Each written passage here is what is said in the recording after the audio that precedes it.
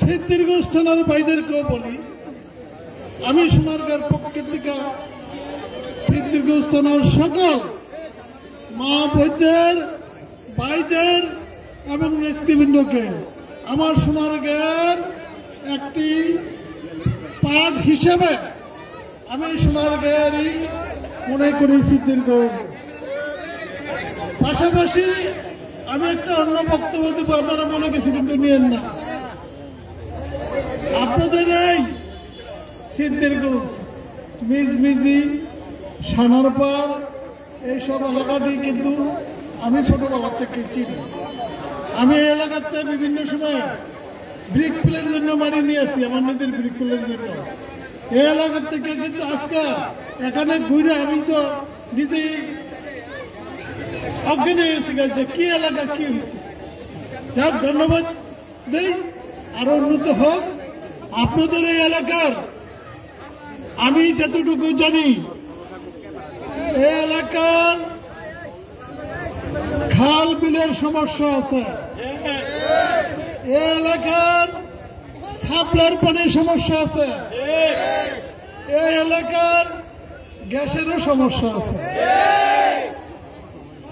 যদি আপনাদের বোর্ডে আল্লাহ আমাকে এমপি বানায়, এই সিদ্ধিরগঞ্জের মানুষের কোন রাস্তাঘাট, সুরেশ লাইন, সাপ্লাইয়ের পানির লাইন, গ্যাসের লাইন এবং খাল বিল এবং রোড, খেলার মাঠ, ইনশাল্লাহ। আমি ইয়ার মধ্যে আরেকটি কথা বলি, আমি কিন্তু সোনারগাঁয়ে যারা বা সিদ্ধিরগঞ্জে যারা নমিনেশন করে, নমিনেশন প্রাপ্ত, আমি 1900 আমার সহকর্মী এই মিজমিজির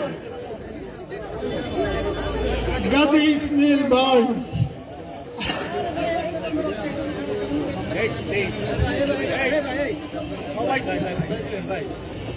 আজকে আমাদের ভিতর নাই, কামাল ভাই, আমরা একসাথে জাগদল করি। এখন যারা আসছে তারা তো নতুন জলের জয়েন দিয়েছে। আমি তাদেরকে আহ্বান জানাই, তাদের যেন শুভ বুদ্ধি হয়।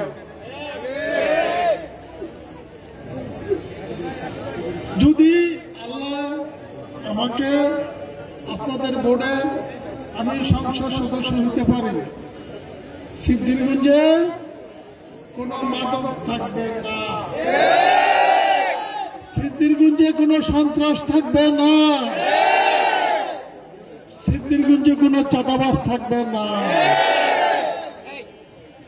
এই সিদ্ধিরগঞ্জে যারা 7 খুনের মামলা, আমি কিন্তু তাদেরকে চিনি, কারণ তারা তো একসময় ট্রাকের মাটি কাটা ট্রাকের হেল্পার ছিল না?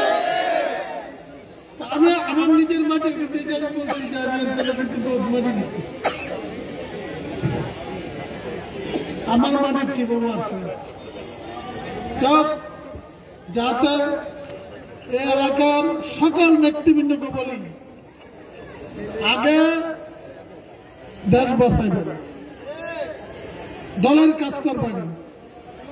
আগে যদি মনে করেন যে আমার অর্থের দরকার, তাহলে কিন্তু আর ছাড় পাবেন না। সৎ পথে ব্যবসা করার জন্য যদি কোনোদিন আল্লাহ আমাকে আবার এমপি বানায়, আমি সৎ পথে ব্যবসা করার জন্য লাইন দেখাই দেব, অসৎ পথের জন্য না। এই আহ্বান জানিয়ে সকল সাংবাদিক ভাইদেরকে, সকল ইলেকট্রিক মিডিয়া ভাইদেরকে, সিদ্ধিরগঞ্জ থানার নেতৃবৃন্দকে, সিদ্ধিরগঞ্জ থানার মা বোনদেরকে অভিনন্দন জানিয়ে আমি আমার বক্তব্য শেষ করলাম।